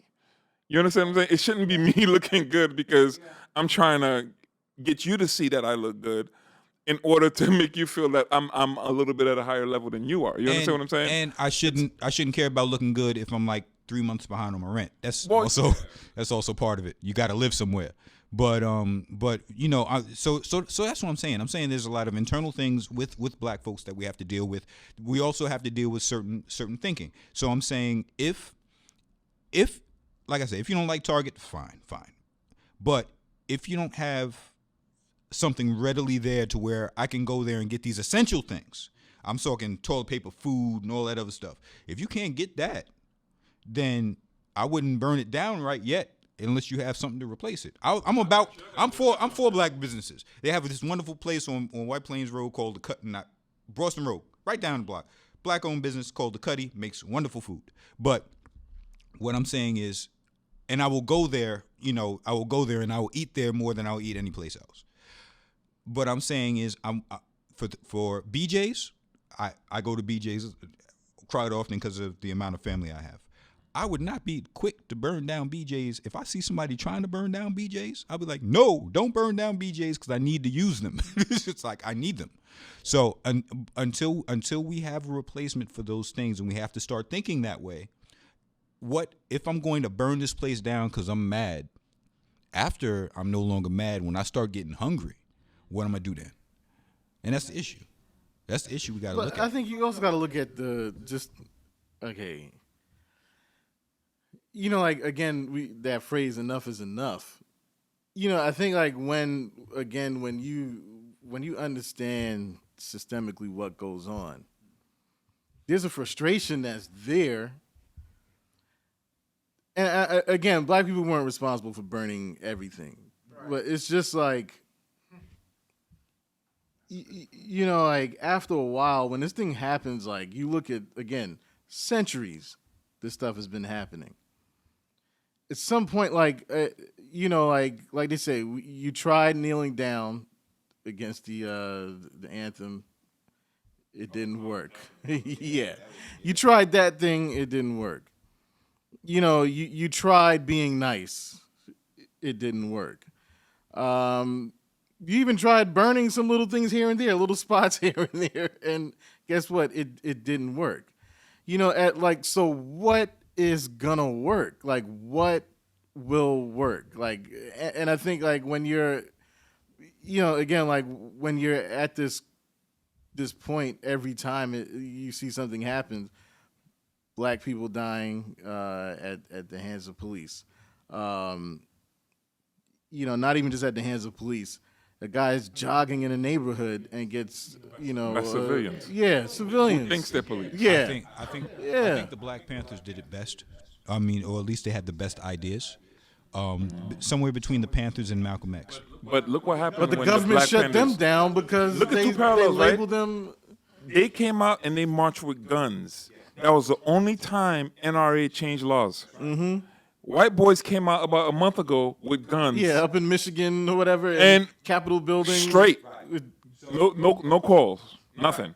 no mask either. Because they want to come out and do barbecue. Speaking of this, They whole wanna corona, open up the Speaking economy. of this whole Corona thing, man, for real, you're like, what's really going on, man? But anyway, I'm gonna just throw that out there real quick. But No, we're going on. Yeah, I can go in on that too, because I thought I didn't really look at Corona very favorably. I think it was planned, but whatever. I think it was planned. Because there's absolutely no way you're going to come out with a disease and then you're going to, in the beginning, tell me that only if you're over age 65 and you have pre-existing conditions, high blood pressure, diabetes, all that other stuff, you're going to die. And then, right. But then months later, you're putting it forth as if everybody is going to die from this. When I'm looking at the statistics of it, where I think the death rate was under 1% for, as far as the world was concerned, it was under 1% for the longest time. And then people were like, "Oh, everybody's gonna die. Wear your mask." And I'm like, "Well, it doesn't matter if you wear a cloth mask." I'm like, "Cloth masks are porous. I think viruses can get through those." Yeah. So, and it's like, and then everybody that I'm seeing that are, and it no longer, they didn't really talk about people that were actually dying. They talked about people that caught the coronavirus. I was like, my dude, it's a virus. Everybody's gonna catch it. It's not one of those things that you're just like, oh, I'm not gonna catch a virus. You're gonna catch a virus within some way, somehow. It's gonna happen. My issue is how many people are dying and who are dying. Those are the people, obviously, that you should be protecting. So, for instance, I didn't see my mother and father for for a long time. I didn't see them, and whenever I saw them, I would mask up. But if now you're like crashing economies, you're stopping people from working, which stopping people from working is, I think, the reason why people are rioting, and why we're hearing fireworks in the middle of the night. I'm still trying to figure out this fireworks. What happened? Like, no, it's people celebrating unemployment. oh, is that what it is? Yeah, because anytime, That ain't what it is. no. If you're You know what if you're shooting off fireworks, nah, dude. If you're shooting off fireworks at 2 a.m. on a Tuesday, that means you ain't got no place to go. Job. You know what I was You don't thinking? have a You know job. what I think? This is what I was thinking in my quarantine mind. I was thinking like, you know what? I'm thinking like, yo, drug dealers took a hard hit during coronavirus. So it was like, man, what you got? I don't know, fireworks here. All right, I'll take it. You think so? All right, whatever. I'll take it. Whatever. Here, man, I got some fireworks. Yo, I don't cats- know, yo, like, yo, cats was this is struggling, the dude. most annoying. Like, it happens all throughout. They're celebrating unemployment. Yeah, I don't have a job. No, but you think it was real or you think it was planned? I don't think it was real, because here's the reason why it wasn't real. In 2017, the CDC, as far as the CDC was concerned, 80,000 people died of the flu, and they had a vaccine. So if it was planned, why? What's the plan then? I think they're trying to prime us for this new normal. Nobody was wearing masks before. Everybody's wearing masks now. It also shows the power of the mainstream media, because if the mainstream, like, what? Ooh, perfect. You had the coronavirus happening from like March up until the time that George Floyd died, and then all of a sudden, apparently, rioting saves you from the coronavirus. Like protesting saves you from the coronavirus, and then after the protests die down, they're back on the coronavirus. It's like, oh, Yeah. it's like, oh, it's spiking. Yeah.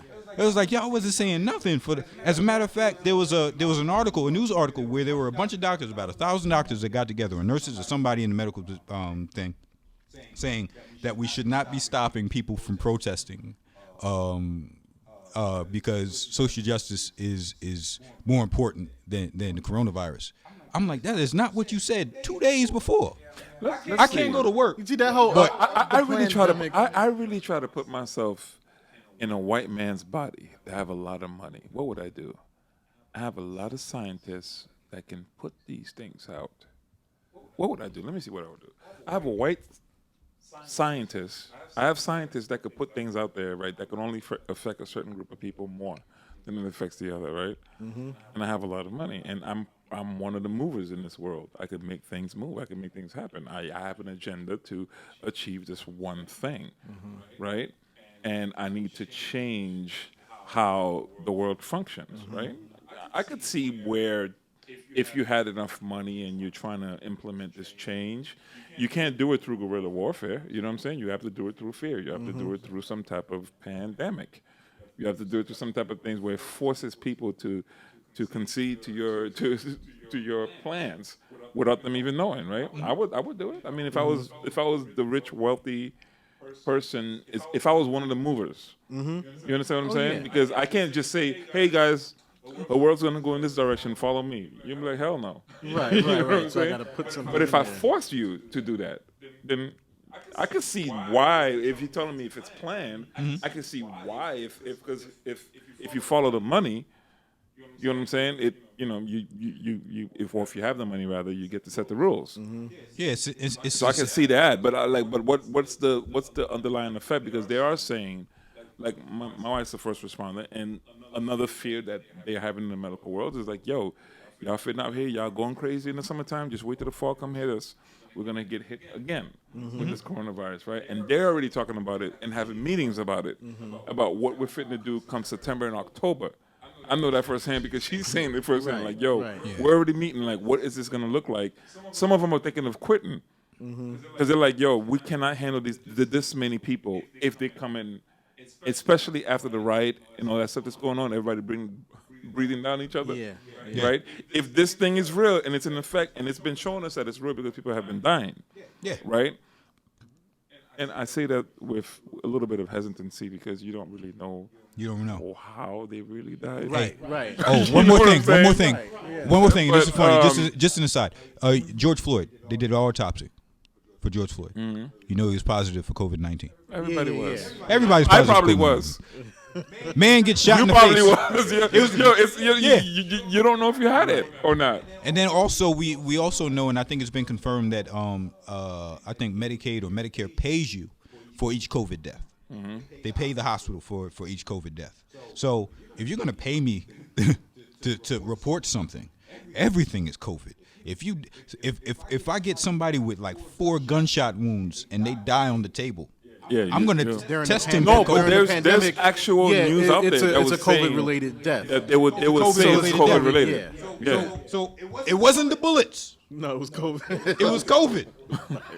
And this is why it's nonsense to me. All of it is nonsense. So to get the numbers up. So you know, when I'm looking at that, and then when I'm seeing all of this stuff that's happening, because they started to shut down on day 5. I was like, well, New York's been shut down for 5 days.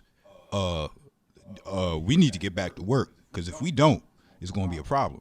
So all of a sudden, people are finding money. But I'm like, yeah, on the news, they're telling you that it's doing better. But on the ground, I know people that have lost their job. And you get a person mad enough for not being able to go to work and take care of themselves, they're going to be out there rioting or shooting or getting something. They're going to get that money some way. So then, okay, so I'm glad you said that. So what you're saying is, the environment that you can create can cause a certain reaction. Absolutely. Okay, so then that says the plight of black people. So then when we talk about, this person had a pass, right? There's a reason why a black person is going to go rob somebody, because he ain't got no opportunity, he ain't got no money. Okay. So then those are, see, here's what I'm saying. Now going back to that, if you're going to do all that, then you got to put in the factors. You got to put in the fact that if I put you in a shithole, right, you're going to act like animals. Yeah, but the thing. Period. But the thing is, that's just the reaction. No, but I put your environment as so. Yeah, but so what I'm saying is, like, I'm tying this in with the George Floyd comment. Right, and I'm gonna get back at you. That was made earlier, was the fact that you got to look at the whole man. If you're gonna look at the whole man, you got to look at the whole system too. Yeah, but you can't just say the whole man and say. But the system is not the reason why I would shoot somebody. The system is basically, right. Yes, we know that there are systems in place. We know that people are put in very bad situations, but that doesn't mean that I'm going to do something knowingly to break a certain law, especially when it comes, like, I know not to murder somebody. Dwayne, I've never been a millionaire. That's you, though. No, I know. But you know what I'm saying? Like, no, that's I me. think sometimes when we make these comments, we fail to realize that that's you. That's your environment. But I also that's your Christian upbringing. That's your. I wasn't brought. Meaning like, yo, you think about your environment for a second. Yeah. Right. But my environment. The reason why you are who you are is because a lot of that is your environment. Right, a lot of that is you, right? A lot of that is you making like a conscious gathering your information from your environment and making sound decisions, right? You have the opportunity to do that, right? You've been conditioned like that. Right, but I live in the same place as people that were not. Right. So we have the same. But what I'm saying is sometimes I can't dictate like how Matt is going to react because I reacted this way. Right, you understand but what I'm saying if you do react that way, you are going to have the cops come. I agree with that. And they will stand on your neck. I agree with so, that. you know, That what I'm saying is there are choices involved. Not to say that everybody that, because you have people that have money that will kill people. O.J. Simpson, he had a lot of money. I mean, come on, man. Well, allegedly. Well, he got whatever. But yeah, there are people that have money that murder people. I'm saying you can either want to deal with the cops or not. If I decide to go out there and sell a whole bunch of drugs because I ain't got no money, I know that that's illegal. And I know that if I get caught, there's going to be a consequence to it. So you can either kind of ride it out and try to figure out some sort of legal way to do it, or you can try to do it the illegal way and get some money. But when you go to jail, be like, well, why am I here? You know why you're here. Because it was and I can go back and forth with somebody saying, well, alcohol was illegal during the Prohibition, but white folks got a lot of money from it. Granted, that is true. But they're locking people up now. So you can still try to do it that way. You could be like Jay-Z and not get caught for crack that you sell, and then all of a sudden turn that crack into something great, like into a multi-billion-dollar organization. It could happen for you, but it's not. It may not. So that I don't have that right now. So I'm just saying it's your choice. Nobody puts you in that situation. It's not the government's fault that you're in that situation. Even I know you're in the situation. I beg to differ with no, I'm that. saying I no. beg to It's differ. no. Sorry, You can't it's the say government's that. fault that you're in the situation in a sense. But it's your choice on how you react while you're in there. Okay. All right. Cool. So, That's what I'm saying. So then. Okay. So then. A crazy household, right? I have no right to blame my kids because I'm a crackhead and I've abused them all their lives. And when they grow up and they repeat that matter, right, and say to them, you had a choice. It didn't matter if I was a crackhead. It didn't matter if I abused you. It didn't matter if I was a father and I raped you, right? You have a choice. You don't get to do that, bro. Because the reason why you don't get to do that because you're responsible for that blood. You're responsible for that. No, you're responsible. You're responsible for it. But at that point, you don't get to do that. When that kid turns 30, hold up. It's not about him turning 30, bro. There was 30-year-old still. If you peel the layers a little bit, they still haven't recovered. No, I'm not saying they haven't recovered. So I'm saying they know right from wrong. You can't say that somebody's action is directly unrelated to the reaction of others when you affect them. I didn't say it was unrelated. I'm you talking about responsibility. Affect and damage your kid's life right now, bro. I'm talking about responsibility. It's because you're smart enough not to do that. No, it's not even smart. There's certain things that are right. There's certain things that are wrong. So as far as okay, fathers. My father moved to California when I was 2. Now, I can take that and say, well, my dad did this when I was 2, so that makes me. It doesn't make me a better person than anybody else. I'm just saying I recognize what would have happened to my family structure if I did that. I can choose to do better, or I could choose to do the same thing. But I'm saying it would be my choice. So if I left my kids and my wife today, it wouldn't be because my dad. It would be because me.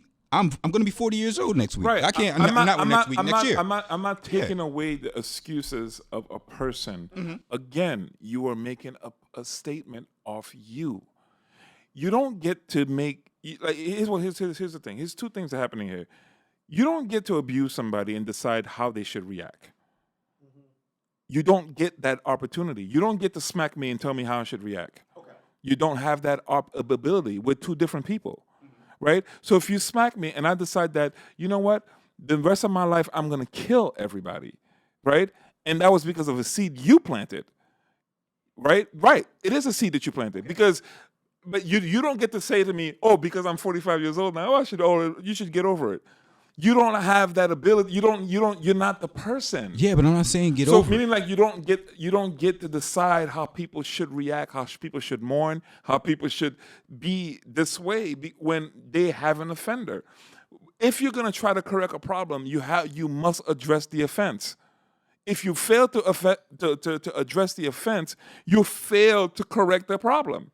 Okay, because so the offense is this. all right. Well, here's the issue because if And what happened because of this offense? right, but what you're saying is you're putting the onus on the person that did the offense. No, Is I'm that not. What you're doing? I'm not doing it. Okay. I'm not taking away the responsibility. Everybody have choice. We knew that from birth. Okay, so we We know we have choice. We don't agree. We know that people have choice. Choice is a fundamental thing that we all have, right? I can't just decide to bring that up like it's not like babies have choice. You understand what I'm saying? Like we all have a choice since you were born, right? That's not the issue. The issue is you did an offense. There was an offense that you did to a person, another human being. You as the offender, you do not get the opportunity, right? Or you don't have the opportunity to decide that you should not mourn. You should grow up. You don't have that. Okay, so No, I'm not I saying think- mourn. You understand I'm not what I'm saying, Then I think but I'm not that's what saying he's don't saying. mourn. If you did it, you can't make that. Well, no. I'm not. you No, decided. What he was doing. that's not what I'm He's saying saying. a I'm not person. saying. I'm not saying that a person shouldn't mourn how they grew up or whatever deficiencies in that. What I'm saying is, anything that happens to you, anything, you have a choice on how you are going to react to other people. So if something happens to me and I then decide to react and say I'm going to murder everybody in this Dairy Queen, I'm going to get tried for But doing that's that. what I'm saying, though. Like you're saying, I'm not saying. I'm addressing your point. Okay, you're so- saying that you have a choice. Yes. There's a certain point in your life, right? There's a certain point in my life. Let me bring it home. There's a certain point in my life that I can't blame my parents for anything, right? Why, Pat? Because you worked through the psychological aspects of your life. You've understand it. You've went to church, although we bash church in a way, although I have a lot of grievance with church, right? There was a part of it that I would say I'm grateful for, because the part that I'm grateful for is the fact that even at its worst state, I was still able to talk to other brothers about certain things, right? I was still able to come here and talk to friends about certain things. So that made up a part of my decision making, as far as like, okay, you know what? Maybe I should be thinking about this. Maybe I should be doing that. That's part of my reparations, right? I experienced that. Me, as a person, right?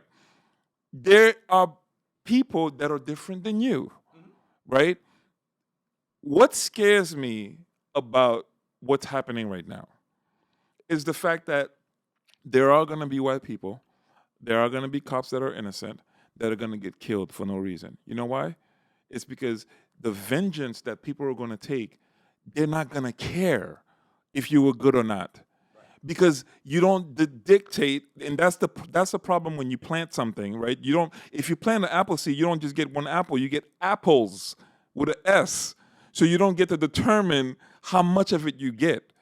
That's the danger of seed planting. So if I plant this murder, you don't get to determine how much or when the murder stops.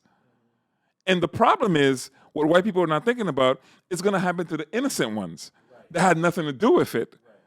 Right, and that's the seed, and that's how the stuff keeps growing. So yes, we could sit there and be like, yeah, we would never do this, and we would think about this. But no, you can't tell that to that 17-year-old son that experienced this. He's gonna come out there. He's gonna be like, nah, bump all that. Yo, I'm smoking niggas on sight. That's it, and that's his response. That's why this whole thing about like what you do affect people in the long haul, right? Like 40, 50, 60 years old. There's people right now. Homie goes on a country concert, right? Because of issues not dealt with, bro, and decides he wants to shoot down everybody from a hotel, right? And plan the whole event. So as much as we would love to say, like, oh, you know what, get over it, man. It's going to be good. That's not everybody's story. No, yeah, I'm not saying. You know what I'm saying? I'm Like, not, it's not being, gonna. I'm not being callous and saying, "Oh, well, if this happened to you, haha, so what? Get over it."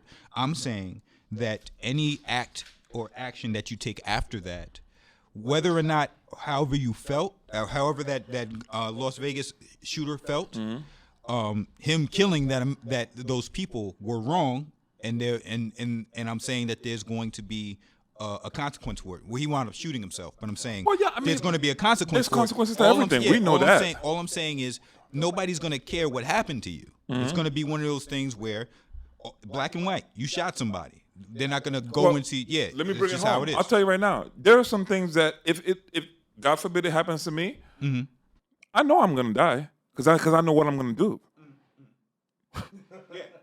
There are some things that, and I'm perfectly okay with that. You understand what I'm saying? So like, while you're saying that, the person don't care. If you know you're fitting to go, I'm like, listen. If I know I'm fitting to go, you come for my family, and my family is gone, bruh. All bets are off. The dying doesn't matter to me right now. You understand what I'm saying? I don't care about what you're talking about, dying. What do you mean? Yo, you just killed my family. Death for everybody. As much as I can get before I die. That's how it goes. That's what I'm saying. It's just like, and that's the danger I'm saying with seeds. That's the danger of this police brutality, right? Because what happens is you plant that seed, you don't know how it's going to come back to you, son. It's going to come back in a worse way, and it usually happens to innocent families. And then that's what it is. War begets war. Killing begets killing. You know what I'm saying? That's just the sick cycle of that stuff, man. And that's why when things like that happen, we should be outraged enough about it, right, to do something internally, right, to not fight for once on camera. Yeah, we disagree. I agree with you. I disagree with you. I disagree with you. We all disagree on a thing, but let's just not do it on camera. Let's just do that behind closed doors, right? But if we're gonna fight together, right? Because white people is gonna fight together. They're gonna hide everything from you.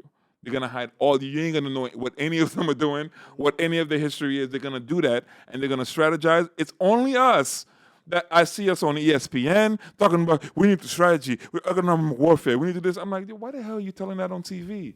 Like, nigga, like what general tells their strategy on media? Right. That's stupid. Like, stop talking. Like, if you really want to try to do something, stop talking and let's meet like this. All the way on camera. You know what I'm saying? But let's meet like this and let's hash this thing out for real. Let's hash out the problems that we have in our community. The fact that let's hash it out in here. Then when we get out there, we fight like this. Right. Right? But that nobody knows what nobody should ever know what issues we have in our black community in a perfect world. Right. In a perfect world. In a perfect world. But we give all our strategies on social media. See, like, here's the thing I want to know, like, backing up from what you were talking about, like, people, like, there are consequences. Because I thought about this when I first saw the tape of George Floyd. And, of course, like, my biblical mind is just like, all right, what he did on camera. I mean, it was caught on camera, but it's just like we hear about, okay, the sins visiting the third and fourth generation. We hear about consequences, and it just made me wonder, like, what goes on in these families. Again, because I don't know, because I'm not there. I'm not in that culture. So, like, I want to know, if it's like that, if we suffer consequences like what you mentioned, the father who's abusive to the child, what happens to that family? So you look at KKK members who have killed black people and have all that hatred that, obviously we know the hatred is passed down from generation to generation. But, again, like I believe that there are things as blessings and curses. What happens? What is happening in their families when these things are going on, or what is going on? Because, like, when I look at the way he killed him, the way he took his life, right? So I'm trying to, like I said, my mind wonders, okay, what is he putting on himself and on his family, and what is he opening the door to? For like, he just put his whole family at risk. But again, like, I'm thinking spiritually. Like, he just opened the door. Like the Bible says, give the devil no place. Resist him and you'll flee. And then I realized this guy just committed an act that just opened the door for that to come into his family. You can talk legal system all you want, how the the government and the U.S. and district attorneys can protect you. But we know that God is a discerner of the heart. What is going on? See, the thing is, they're not revealing what happens inside these families for these murderers who have these cops who are murderers. Well, let me ask you this. Let me open this question to you, Ricky. Why does it seem that God is so silent when it comes to black people getting killed? Actually, I feel like God is always in services. wait, right? I'm sorry. God is always talking in tongues with people, right? Like, God is always there when it's time to talk in tongues. He's never there when it's time for finances. He seems to disappear. I'm just saying. Hold He on. disappears in Hey, finances. When it's time to offering, we can never figure out how to pay for anything, right? Because we're always broke. So God's never in finances because he's always out of here, right? Hey, space. When it's time for black plight or black issues, he seems to never be around. He seems to check out, right? But he's there when he needs to give you a good word and he needs to collect your offering. He's always there though. Hey. Like, I wonder why. Like, how come? Where is the God that we're talking about? Wait, give Like, me 2 seconds because I don't want to lose this. So we're gonna put a pin on that. Why is God only there for tongues? But give me 2 seconds because I want to deal with this before we leave. Because we were dealing with the stats for white and black people. Go. All right. So I'm gonna give you 2020 and I'm gonna work backwards. So in 2020, the amount of black people killed by the police up until now has been 88. The amount of white people killed by the police, 172. 2019, 235 black people, 370 whites. 2018, 209 black people, 399 whites.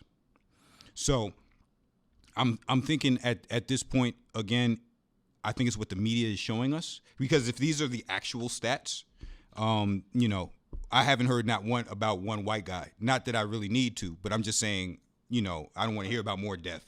But I'm saying, yeah, that would be a disparity about what we're actually hearing and what we're experiencing. So, right. So, God. But I mean, the jumping that, because if it's still horrible. It's still hard. No, but the reason why it is because how many white people are in America versus black people? So for that number to be exactly almost that close, the percentages doesn't add up because we make up 13% of America. So that number is horrible. So that those information is like whatever. That right. So that makes it even worse for black people. It makes it worse. And also too, if the streets are always talking. We're looking at numbers that are printed, that are people up. There are a lot of reports of communities saying like, yo, this stuff was never, my son was killed and it was never reported. So again, you can't just go off like what's the person that have the money that creates the census that says that here's what you guys should follow. If you go to the communities and you start talking to folk, they will let you know like, yo, like 1 out of 10 people in the community you go talk to had a loved one that was lost. Yeah, I know, but the issue, right? but the issue, no one ever heard about it. But the issue is, when I. I'm sorry. Go ahead. This is something that's like it seems to be that to me that it's a lack of taking responsibility at the end of the day, because I'm not saying that innocent people don't get affected by this stuff, but at the end of the day, to me, especially when you're talking about the discrepancy between, okay, there's like 4 times as many white guys out there than black guys. So unless I see the number for white guys is 4 times as black, then I'm not really seeing in some type of, and I've heard that. However, if you're doing the things that will, and somebody's trying to kill you, that's what you think, right? I was a soldier. So somebody's trying to kill you. So you're going to do the things that's going to make you encounter that person more often? Well, no, there are certain. Or are you going to do the defensive thing? Well, no, there were certain people that got pulled over by the police. They weren't doing anything and they got shot. I understand. Yeah, I got pulled over by police 4 times. I've not been here all my life. I was living in the Bronx. You know what I mean? At the time, since I've been living not in the Bronx, I've not been. Right. So yeah, I'm saying we can't assume that because they've gotten shot by the police that they were doing something. Right. Necessarily. But I. Right. Black. Right. I know I'm not black. I'm Caribbean black. There's everybody talks We about. still black, bro. Yeah, I get it. It don't matter. But no, I'm you just saying Caribbean it. or not. I'm not taking it. I'm not taking it from me. I'm When we taking it from step out other here, we people. look the same, brother. I understand, but they probably heard their accent. You know what I'm saying? That's what I'm saying. It don't even matter, bro. We look the same. Understood. George Floyd's Jamaican. But I submitted because there was a lady who has kids. She's growing up, and they're going to be black. Black men, and so on. And they, she's concerned that what I mean, with what she's seeing, that they're going to be affected by this stuff. There's a possibility that they'll be pulled over and it wouldn't go the right way. Okay. And so I said to her, well, same thing I'm about to tell you. I've also been pulled over by that, by cops and so on. Two of them were black themselves, but also some white cops. And I will tell you this. I know that this is not the case for every person, but I felt a 0% chance that I was going to be, killed or anything like that. First of all, I had nothing that I was doing. Okay? I had nothing while I was doing. Yes, I was driving while black, but that's about it. Can I be charged for that? No. Now, if I was pulled over and there was something else that would incriminate me while I'm black, I understand that, yes, I may be treated different from a white person, so that's why I should stay away from that stuff. Not give cause. You understand? Because we talking about how, people growing up in certain communities, and so as a result of you growing up in that community and so on, I don't know any other guy who grew up in my community who was not doing something that was wrong. He didn't come out unscathed. Okay, they were all involved in crime. I came out of that same situation. The difference was my parents. Okay? So she said something to me. She said to me, if you weren't around when that was going down, nobody would mention your name. Things like that. If you don't look a certain way, if you don't do the things that they're looking for, then your name wouldn't be called. But listen to what you just said though. Go ahead. You just said that you don't hear like people got to take responsibility, right? Right. And I agree with that. Like we all have to take responsibility. But you just said that sometimes it's not a matter of environment. But then you just mentioned your parents. Yes. So it is your environment. Because if you didn't have it is your environment, but you still have choice. If you didn't have your parents, but you can't eradicate that though. Like we can't decide and pick and choose because we had our experiences. That's somebody else's experiences. Yeah, but based on somebody else's parents could have been telling them like, man, fuck the police, man. Like and then that's what they grew up with since 8 years old. Yeah, and but, they knew but that based since on my 8 parents, years I should be a womanizer according to my parents. So I should be too. I should be a womanizer. I should be getting as much as I can. I shouldn't be married. That's ridiculous. But that's ridiculous. But the thing is again, according to my, what I grew up in. We're making a point on one that we have a choice, and another way we're admitting our environment. Which one is it? It's selfishness. No, selfishness. No, the reason why, because you said, why wouldn't people do a certain movement, right? You said, why are we gonna, still, support those types of businesses and not stick the reason why I'm saying, you know what I mean? Not unify in a certain way. Why wouldn't they do? It's because of selfishness. Like you said, I gotta brag for my, you know what I'm saying? That's what I'm concerned about. I'm not concerned about us coming together. I'm concerned about how I look, what's going on with me, what's going on with myself. Not even my family, just me. Well, I think my sense of sensibility came from, right? And I said that, and I'll say that because it's a new sensibility, is the fact that I had to come to understand that, everybody ain't Pat. Everybody doesn't have a million Rickies around or a million Matts around. They're different, right? So if I am trying to understand the plight of black young men or black people, right, I can't bring my experiences into that. I have to come bare. I have to come really trying to understand like where their mind is at. You understand what I'm saying? Because if I come bringing my own experiences, my experiences was as much as yours, right? I've had experiences with cops where it was bad, right? But at that point, there was a portion of me that thought it was like, oh shoot, like can something happen? It was and nothing I was about to do. And I had some experiences with cops that was amazing. Like we played in basketball leagues together. Like they were in our neighborhoods, right? When I lived in Boston, they were great.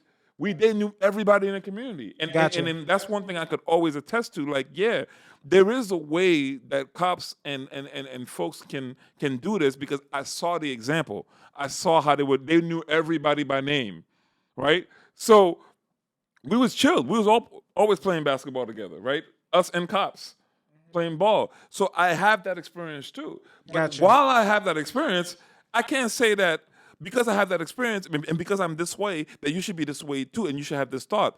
Like, I can try to teach them. Right. That's what we could do. I can try to. We could teach. Yeah. But again, the reason a why I little say differently. try is Yeah. because I have to always consider they had an environment that Where- taught them this Where they for coming from? years. Where they coming Right, from? for years. You have to meet them where they coming from, not where you coming So from. then if Gotcha. if they feel this way, then I have to figure out how to empathize with them from where they're at first. Right? Because I can't relate to homie that didn't have a parent. I don't know what that's like for a crackhead to be your father. You understand what I'm saying? And I don't. You know what I'm saying? So, like, there's no way that I could come to you and be like, you should think this way, young brother. With the minute you come with that argument, you lose them. Because that's not what they need to hear. You understand what I'm saying? Because then they see that, like, this nigga don't understand nothing. Like, that ain't my life, bro. That ain't my life. That's not how my life worked out. Right? That's how yours worked out. That's not how my life's worked out. And you have to be able to understand that joint to be able to relate to them and let them talk to you, man. You know what I'm saying? And then at some point in the relationship, if you are vested like that, Right. you know what I'm saying? At some point, then you could try to talk them down and give them a little bit of an options. Like, maybe you shouldn't do this. Maybe you should think about this. Maybe you should think about that. Still selfishness. In other words, you're putting yourself out there, right? You empathizing, you sticking with it. Right? You know what I'm saying? If you actually care. So you're not selfish at that point. If you actually care, you can make a difference in that. Right? That's a choice we have. So yeah, absolutely. I agree with that. And also remembering that police officers take a civil service exam, so there are no psychological evaluations or anything. Everybody just takes a test. They either pass it or they fail. So you're gonna have a mixed bag of cops there. So And they're coming from messed up backgrounds. exactly. There you go. Yeah. So A little bit of peace and understanding. yeah, but you know, I was a teenager when Bloomberg was in office, and that was when that lovely stop and frisk was around. So I was coming home from UPS because I used to work at UPS. I was coming home. Now I'm just minding my business. I was on my block, and then all of a sudden, a tan Buick just rolls in front of me, like drives on the sidewalk and gets in front of me. About 4 cops come out of the car, and I saw one of them had their hand on their side like this. Now that could have gone bad if I said, "Hey, what are you doing? Why are you doing this?" They were looking for a murder in the area, and apparently I fit the description. Yeah, and he said, "Yeah, the guy had an afro." I had cornrows. I'm like, "Yeah, I murdered somebody," and then quickly got my hair cornrowed, and then came back out there. They didn't even know who they were looking for. They were probably looking for a black person between the height of 5'4" and 6'11", I guess. But that's the differences. Those people do have those encounters with cops that go very bad. But I wouldn't say necessarily all of my situations with police officers have been bad. They haven't all been bad. But I'm saying that there are certain people out there that do. I'm not saying that everything is racism. I'm not saying that nothing is racism either. I'm saying that there's a happy medium in between.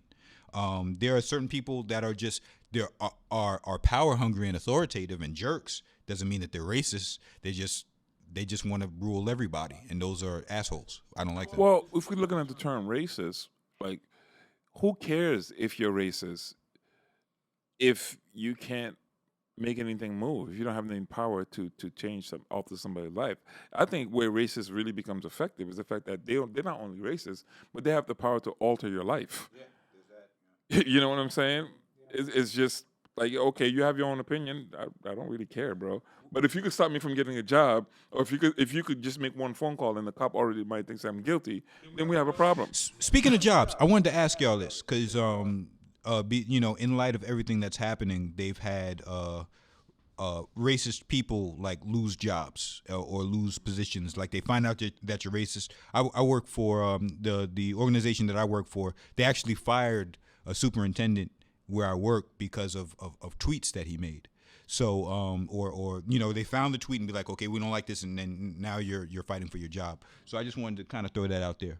The people that message that is racist. No. Well, how do you feel about the situation? So if I find somebody that's racist, or if I find a tweet that you yourself made, and now you're able to lose your job, I report it, and you're able to lose your job over that.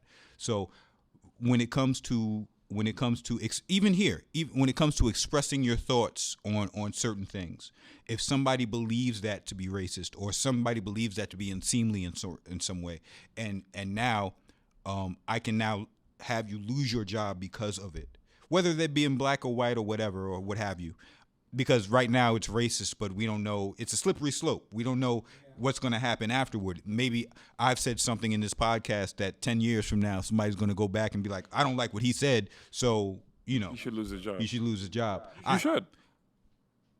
Go on. You should. No, go on. You should lose your job. Why not?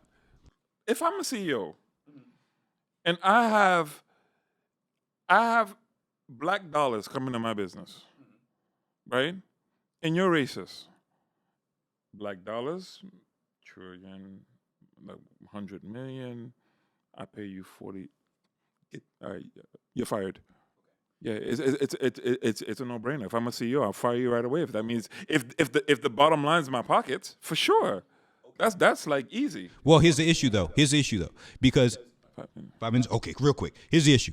Do you think it's going to end at the racist part, or it could go on to other areas that are not convenient? So I'm saying you got racism now. If you say anything is like, I hate any type of race group, they're going to go back and be like, okay, we're going to fire you because of that, and that becomes the norm. But here's the issue: those things never stay where they begin.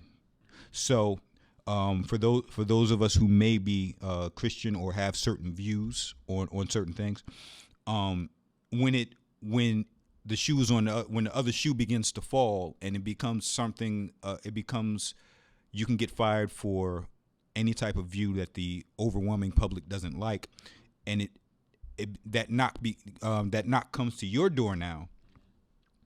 That's my issue. That's the slippery slope that I'm on. So if we're starting to fire people because of thought crimes instead of actual crimes, then now we're in a very dangerous time. I love that you said that. It's still the same answer. You hurt my pockets, Doc. Like, you gotta go. You gotta go. I don't care what you think. I don't care what you do. Right? At this point, listen. If media is coming to me, my pockets are being hurt, bro. Like, listen. I don't need no drama. Just listen, man. I'll fire you. Just go ahead. Listen. It's easy. It's easy fix. Like, it's dangerous. I It agree. is dangerous. I'm not saying it's I not. agree. It is dangerous, Yeah, man. Because you know why? Because you know why? That white boy's gonna come back and shoot up the place. You see, that's what white boys do. know that. White boys do that. People? You don't see black people doing that. That's white boy shit. You know what I'm saying? Those you see, but look what they you come just out there said. like, he didn't like the way I did this. And shot. Yep. All right. Yo, Yep. you know what I'm saying? But listen, man. it's dangerous, Listen, I'm a CEO. That's easy. I don't even need to think about that. That's just like, listen, you're a problem. Get out of here, man. You're fired. Okay, fine, everybody. Come on, black people. That's come buy not more stuff. not good, baby, because I'm not saying it's not. we say I'm just some really wild shit. I know. We say some really wild shit. And I think each and every one of us just has to make an apology. My name is Matthew Smythe, Before we get fired, and I apologize. Yeah, white people. I don't co-sign anything that Pat said. I love. This was scripted. First of It was all, scripted, and the script was made by Pat. I'm speaking for these white CEO owners. If you're a problem, get the hell out of here. You're messing up my money. That's it. Hey, that's man. how they think. Thought man. crimes. Yeah. It's thought crimes, man, and that's not good. free speech type Yeah, of violation yeah. type. Okay, Yeah, gotcha. I'm I see like- where you went with that. Yeah, it's thought crimes. Not to say Yeah. that I necessarily want to work with a racist per se. I'm saying if you can be a racist, but you could be a functional racist to where we can get this job done, and we ain't got a problem. Yo, you ever had a conversation with a racist? Yeah, all the time. They're actually hilarious, yo. Yeah, I'm telling you, I They're have. actually It is. funny, yo. It is. Yo, seriously, yo. I was Yeah. watching some interviews. I'm like, yo, these niggas are funny, yo. Yeah. They're funny. Yeah, you You come. need to get the hell out of here, like you. Yeah. Yeah. I'm like, shut up. I'm like, shut up, Don from accounting. Go and make some Yo. copies. What are you doing?